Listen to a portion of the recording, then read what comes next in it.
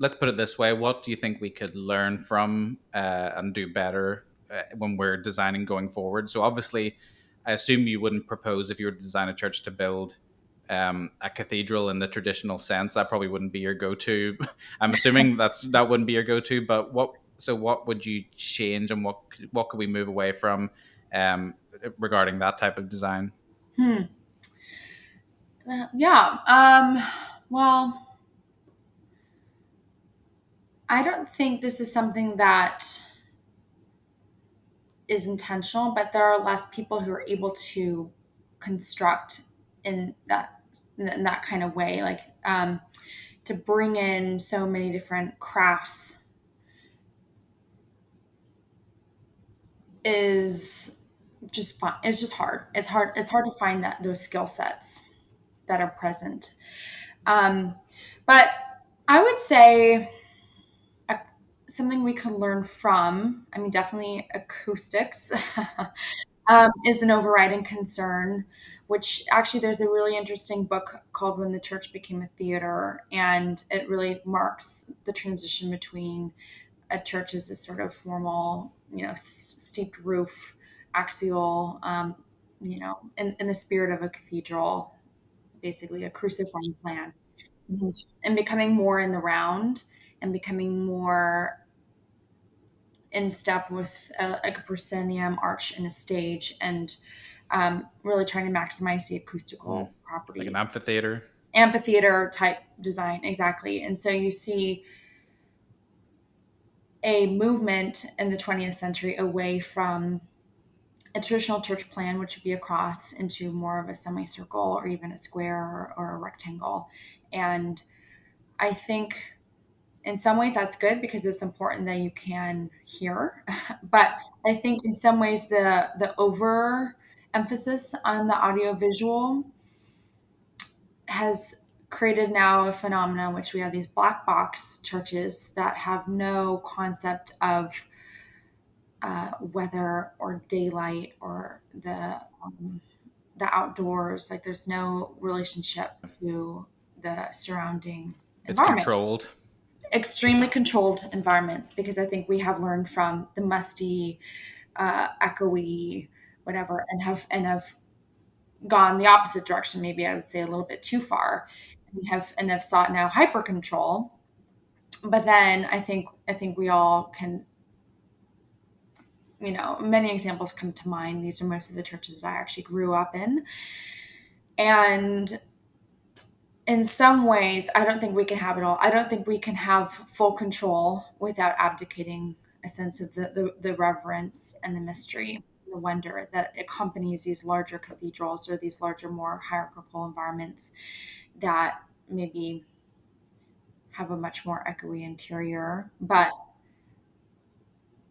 also come with a much grander sense of awe and beauty. So, I, in some ways, you can't have your cake and eat it too. Like there is a middle ground, and that's why working with architects is always a good option for church communities. I think that's something we can learn from in not only hindsight, but just really at the present day. I think the churches that are really still at the cutting edge are collaborating with not church architects, but architects who are really good listeners and can think big picture, but still understand what the heart and the intent is, and can translate that into technical, spatial, volumetric terms.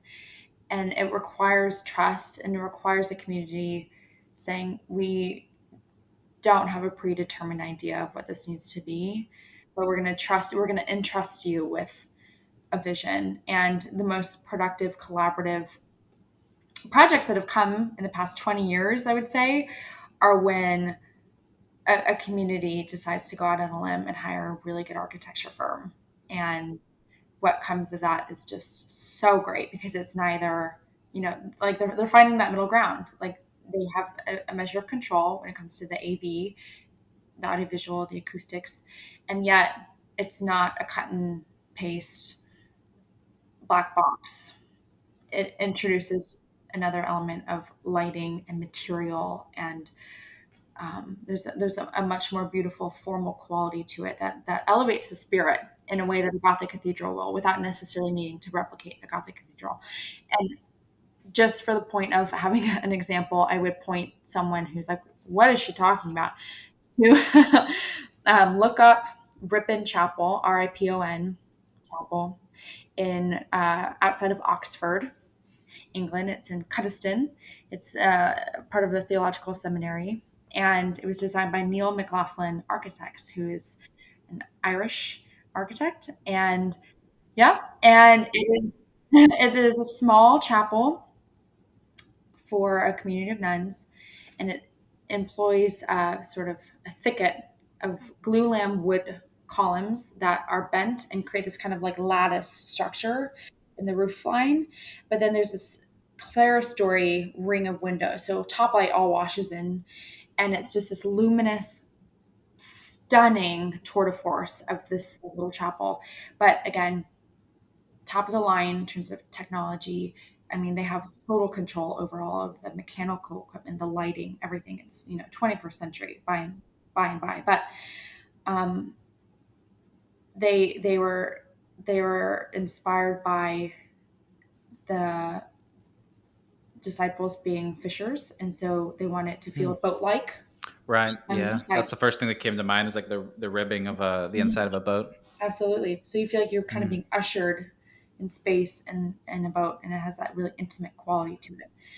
So again, a really good architect is to be able to take ideas, take concepts that are so rich in scripture. Like we have so much, parable and allegory and just, beautiful symbolism that, I mean, goes back thousands of years. And an architect is going to listen to that and start thinking of designs. Like that's what good architects do. And we're thinking of materials, and we're thinking of site orientation and sunlight, and we're thinking of scale and all proportion. Like that's just like, yeah, we want to get into the formal qualities really quickly.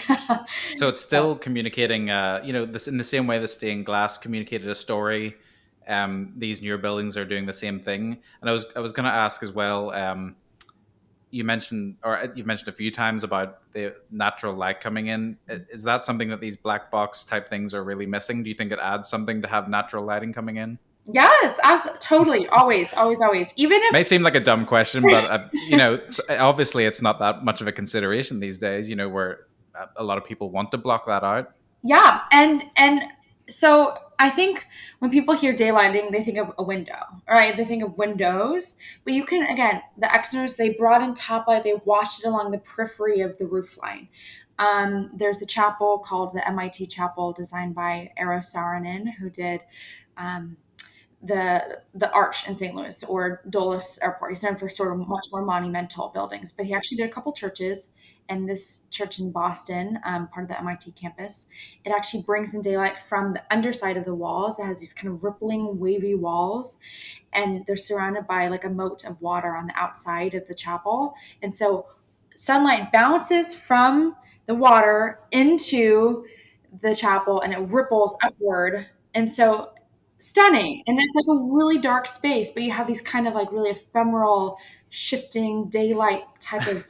I would just be sitting like Yeah, like just watching the ripples instead of listening in church. totally. And you kind of walk in like want to cry, because it's just it's dark but brings in light in this new and innovative. And I have so many examples of architects who are bringing in light, like Stephen Hall's Chapel, St. Ignatius, in Seattle. It has these light scoops that are kind of these sculptural moments at the top that you don't ever see them, but they're colored panes of glass. So color washes into the space in this really painterly sculptural way that shifts with the Seattle, weather. So it's always a little darker, a little warmer, and so again, a good architect is not going to say daylight, put a window in it, right? Like there's so many other ways to creatively usher in light in the most simple ways, especially if you don't have a good view. Like many of these black churches are urban, maybe they're suburban, they don't have a lot of space, or they don't even have a nice view. Maybe it's a parking lot. But there are ways that you can creatively usher in light that brings you into an awareness of like there's something beyond. And I think that's what these churches do. It's like you're in it, but you're aware that there is another force at work.